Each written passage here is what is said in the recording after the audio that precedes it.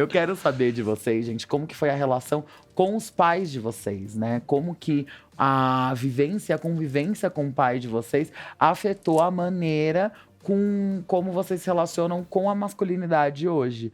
Aí eu queria até começar com o Túlio.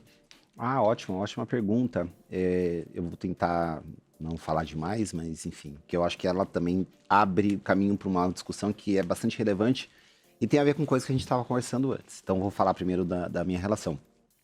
Minha relação com meu pai é uma relação muito boa, sem dúvida uma relação de referência, de construir elementos e espelho do que é ser um homem. Acho que pro bem e pro mal, né? Pro bem, especialmente, meu pai é um homem muito sensível, meu pai chora bastante, sempre chora. Alguém que tá ali conectado com a família, nas relações.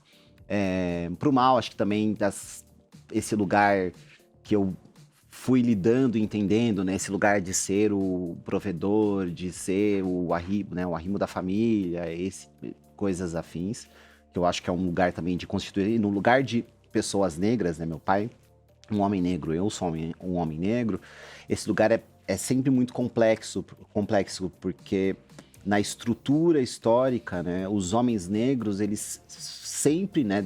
Pós-escravização, eles sempre tiveram no lugar sem nenhuma forma de reproduzir esse lugar de provedor, né? O desemprego, a perseguição, etc e tal. Então, é sempre um lugar muito pantanoso, muito complicado e, às vezes, muito perigoso de representação de masculinidade para os homens negros, né? Tanto que... Nota de rodapé muito rápida, tá, pessoal? Em geral, temos dois modelos de masculinidade que representam a chamada masculinidade hegemônica. Um é o modelo do provedor, que é a figura que busca reproduzir a lógica da honra. Ou seja, todo o poder que essa figura emana é um poder que honra ela. Então, ele busca ser honrado. É o pai de família, o provedor, a figura da autoridade, etc e tal. Essa é uma figura. Outra figura que a gente pode chamar do bicho danado é o garanhão, né? É aquela pessoa que estaria tão acima da lei, ou seja, da autoridade, que ela pode exercer a sua vontade sobre todos os outros, né? E aí é daí que vem a coisa do conquistador, pegador, comedor, etc e tal. Essas duas figuras de representação ideal de masculinidade para o homem negro é super complexo. Do lado do provedor, porque estruturalmente os homens negros não estão em posições de conseguir reproduzir esse lugar. E no lado do garanhão também, apesar de a gente ver muitos homens negros performando, eu mesmo já performei essa figura de ser o garanhão, pegador, inclusive gostosão, é muito complicado porque a experiência de ser uma pessoa negra é a experiência de ser um ser humano desumanizado. E quando a gente fala em exercício de autoridade, a gente está falando em plenitude. Poder é ser pleno, né? Então, o que acontece com esse homem negro garanhão? Na verdade, ele é um fragmento desse exercício, ou seja, ele é um pênis ambulante, pensando na perspectiva do homem hétero cis. E esse pênis ambulante, na verdade, ele serve para satisfazer o prazer do outro e não dele mesmo. Então, nem nesse lugar do garanhão ele consegue ser a figura de poder, porque ele está, na verdade, sendo um dildo, né, um consolão, né, da outra pessoa que está se usufruindo desse corpo. Então, agora volto pro texto. É super complicado, né, esse lugar do provedor, e acho que é um pouco da experiência que eu tenho, das coisas que eu converso com meu pai, eu aprendi com meu pai, enfim, tem essa relação. Agora, tem uma coisa aí interessante que tem a ver com coisas que a gente estava falando antes, que a gente precisa talvez também tensionar um pouco a ideia do pai ou do lugar da paternidade. Porque assim como a gente está discutindo nos feminismos sobre a importância da constituição da rede de apoio, né, para que a mãe não seja essa única a figura responsável pela lógica do cuidado, do trabalho reprodutivo, etc e tal, a gente também precisa olhar para o pai dessa maneira. Ou seja, que cuidados este homem está exercendo neste lugar de paternidade? A paternidade é a única figura mesmo de exercício de responsabilidade do homem? Será que não existem outras? Será que não há outras formas do homem aprender a cuidar, aprender a reproduzir, o olhar para o outro, que não seja esse lugar do pai? Eu acho que, enfim, só joguei aqui, porque eu acho que é algo... A gente falou até um pouco antes, eu acho que é algo interessante pra gente pensar juntos. Enfim. Lançou a bomba. Lançou a bomba e vai sair. Aqui, ó. Drop the bomb pra você, Joda. Eu nunca parei para refletir muito sobre essa relação da presença do meu pai, qual a influência que ele teve em mim. Eu perdi meu pai, eu tava com 19 anos, então eu já tinha uma certa idade, mas ao mesmo tempo eu não tinha essa consciência desses debates. Eu não parava para pensar sobre isso e me conscientizar do que estava acontecendo ou não. E aí não é uma coisa que eu volto, que eu busco rememorar quem era o meu pai, né? Quem era a figura que ele tinha de mim. E qual era a imagem que eu tinha dele. Então eu não sei qual é o impacto de fato. Tem que levar pra terapia, né, um dia pra descobrir, refletir mais um pouco. Fazer uma Mas não é uma regressão. figura, não é algo que eu paro pra refletir sobre, sabe?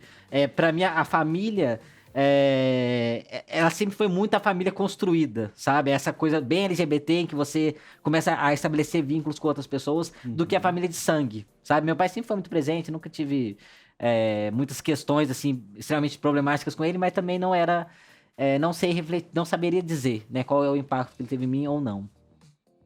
E você, Roberto? Bom, eu também, assim, hoje que eu venho pensando muito sobre o impacto, né, que meu pai causou na minha vida, mas meu pai se separou da minha mãe, eu tinha 10 anos, então depois dessa separação ele foi muito ausente, então eu passei a minha infância, a maioria dela, assim, com pouco contato com ele, e nesse meio tempo entrou outras figuras masculinas, né, entrou outras representatividades na minha vida, que foi o marido que minha mãe arrumou, meu padrasto da época, os namorados das minhas irmãs. Então eu acredito que a minha masculinidade ela não foi, ela foi um resquício de cada pessoa que foi aparecendo, que naquele momento, dado momento da minha vida, representou uma figura de poder dentro da minha família, né? E especificamente assim de poder financeiro também, porque eu acho que isso acontece em toda a família. Quem tem mais, né, fala mais, tem mais poder de fala, tem mais, né, poder de fazer a coisa acontecer. Então, eu acho que foi uma mistura total, sabe? E hoje eu trago muito também pra terapia, sabe? Essa questão do meu pai. Hoje a gente tem uma ótima convivência. Ele super me aceita. Ele, tipo, tem muito orgulho de mim. Então, assim, a gente tem uma relação maravilhosa. Só que eu também, eu ainda venho buscando qual que foi o impacto dessa ausência dele também na minha vida. Tudo isso, enfim. Mas Muito aquela complexo. coisa, será um que pensamento. também cabe buscar? Tem coisas que às vezes não precisa. É. Não estou dizendo que é exatamente Sim. isso, mas às vezes nem tudo precisa, a gente precisa explorar e ir a fundo pra saber, né? Sim, é que eu acredito muito assim que os meus comportamentos são muito reflexos da minha criança, sabe? Então você assim, acha que tem alguma coisa ali, né, eu talvez. acho que eu reproduzo inconscientemente coisas que eu não gostaria de estar reproduzindo. Então, assim, eu busco fazer, tipo, um rastreamento disso pra melhorar. Aham. Eu acho que pra mim foi a ausência do meu pai, porque ele morreu ia fazer 2 anos. Então, em casa é isso, uma casa de mulheres, que o meu tio acabava sendo essa figura. E é muito doido que, assim, tem uma frase, por exemplo, depois que eu fiz a mastectomia, que ele me falou, eu entendi o lugar de masculinidade dele, reconhecendo talvez eu como um sobrinho, que não é algo que eu faria, mas foi fofo da parte dele. Que depois, né, quando eu postei a primeira foto, sem camiseta, ele falou: você já tá pronto pra gente ir no estádio girar a camisa do Corinthians pra cima. Não é algo que eu faria. Mas é meu tio vendo eu ali no meio da Gaviões com os outros caras como ele, sabe? Eu falei, fofo, gostei, meu De tio. te iniciar ali na masculinidade. Venha Exatamente. comigo. E ele é o cara que sempre me levou pro estádio, né? Então, esse amor que eu tenho pelo futebol é muito culpa dele. Talvez porque às vezes eu fico mais nervoso. Mas, Roberto, chegou a hora da gente falar do pequeno Noah, né? Assim, eu queria muito saber como que foi pra você, não só a gestação, se já era algo que você tava planejando, não tava, era um sonho seu ser pai, como que foi esse processo? Que assim, a gente vai ter imagens que eu já nem tenho um lencinho aqui, mas vai dar vontade de chorar, porque, meu Deus, né? Que fotos lindas que a gente vai mostrar daqui a pouquinho. Sim, a paternidade sempre foi um sonho pra mim, mas eu nunca imaginava que eu ia gerar, né? Porque até então, eu só ficava com mulheres cis. Então, esse pensamento era o quê? Era adotar, fazer uma inseminação e quem ia engravidar seria a minha companheira, né? E esse processo começou a entrar, essa ideia começou, né, a aflorar em mim depois do meu primeiro relacionamento transcentrado, que foi em 2019. E a partir dali que eu comecei, sabe, a pensar diferente em relação ao meu corpo, em relação a ser pai, a gerar. E quando eu conheci a Érica, que é a mãe do meu filho, ela sempre quis muito ser mãe. Ela sempre quis. O sonho dela era ser mãe, assim, muito latente. Tanto que eu não queria ser pai agora, eu queria ser só com 35 anos. E ela que ficou martelando na minha cabeça essa ideia de ser pai, de ter um filho e tal. E aí eu fui desconstruindo isso, sabe? Essa questão também foi depois da minha Mastec também que eu comecei a me sentir mais livre. Com a relação transcentrada também eu comecei a aceitar mais meu corpo, porque até então eu achava que eu tinha nascido no corpo errado.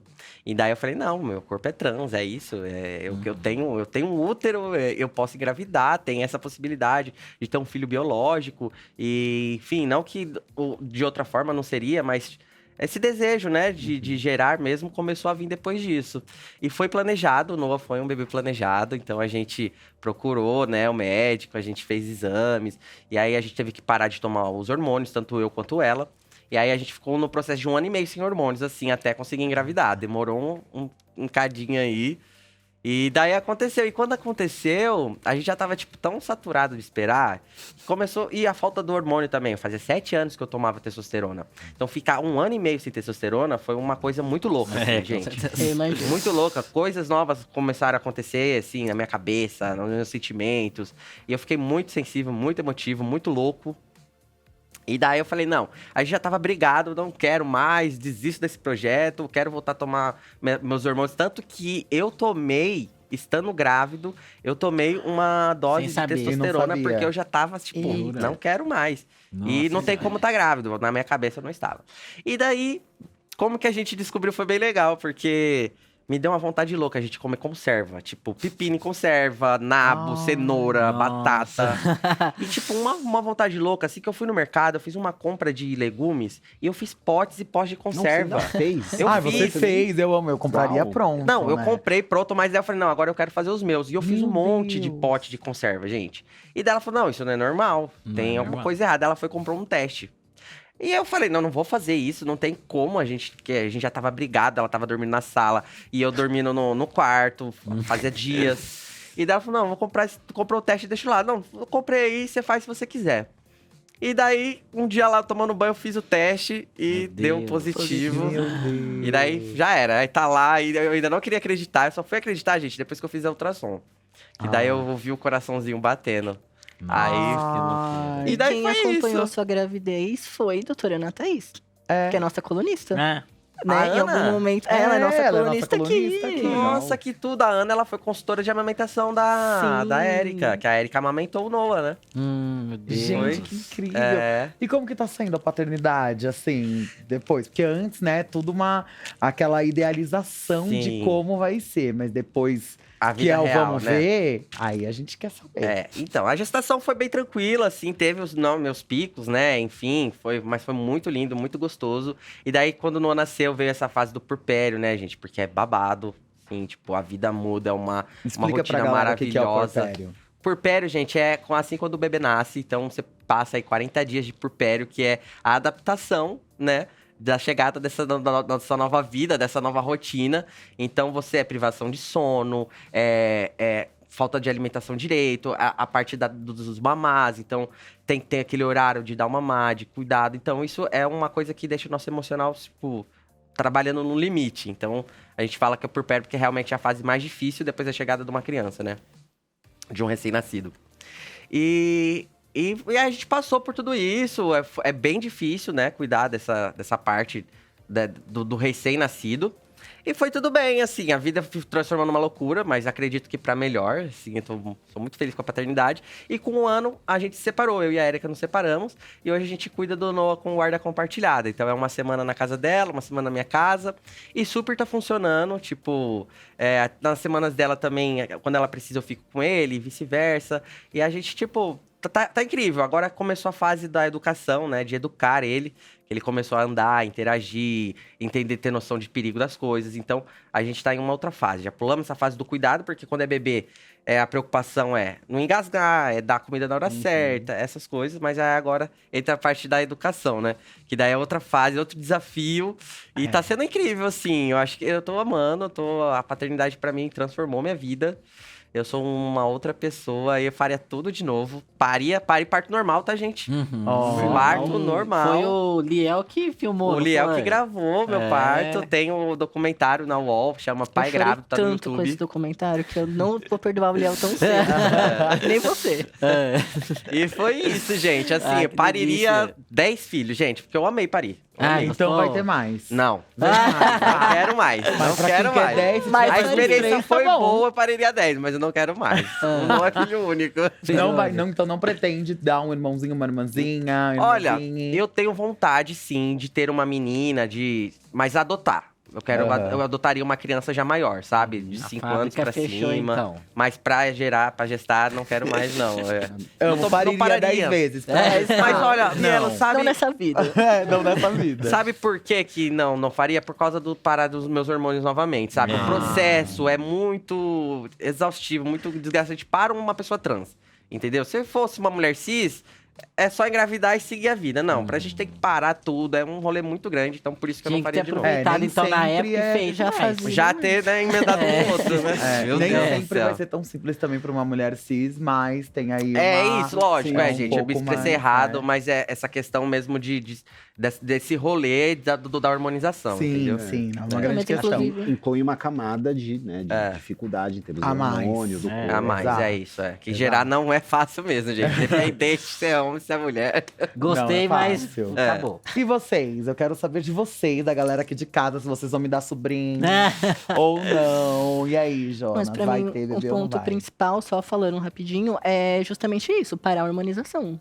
É. Voltar a menstruar é uma coisa que me dá uns gatilhos, assim, um medo, um desespero. Mas meu sonho é gerar uma criança. Mas pra realizar esse sonho, eu vou ter que Tá. ficar um tempo me machucando dentro desse processo. Então é Mas muito então você difícil. tem o desejo. Tenho.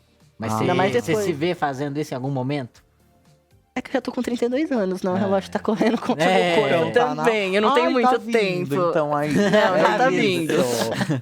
Eu engravidei com Socorro. 32, tá? Olha, Então ainda não tá A tarde. tecnologia e o corpo. É, né? É. Ué, a Cláudia Raia, gente. Você teve criança com quantos anos que ela tá? 55. 55. Ah lá. Então, eu É tenho verdade. 20 anos ainda. Mas não vamos no 55, não. Vamos É, lá, pelo porque amor eu de quero Deus. ser madrinha. É. Só isso mesmo. Mas sabe que eu nunca. Quando eu era sapatona, eu nunca me vi, né, tendo uma criança. E eu acho até, hoje em dia, pensando em retrospecto, eu acho que isso tinha muito a ver com uma visão muito homofóbica, né? Porque não se tinha essa ideia de que pessoas LGBTs queriam ter filhos. Não era nem possível. É como se essa construção de família fosse restrita à heterossexualidade, porque isso é o normal, é o natural, é o esperado, né, de quem é hétero. Então, eu nunca me vi nesse lugar. Quando eu passo a me entender como trans, eu começo a ver isso com uma certa possibilidade depois de eu ver outros homens trans tendo filhos, né? E aí eu olho pra isso e falo, nossa, me parece legal, né, ter um próprio filho e tudo mais, mas entro nessa mesma questão do Caê, porque também tô com 32 anos, não planejo parar os hormônios em nenhum momento próximo, então não acho que... Então tentariam ao natural. Vamos tentar, vamos ver se com o hormônio mesmo dá certo. Que pode Algumas acontecer, pessoas, né? Pode Já acontecer, aconteceu, bem Aconteceu,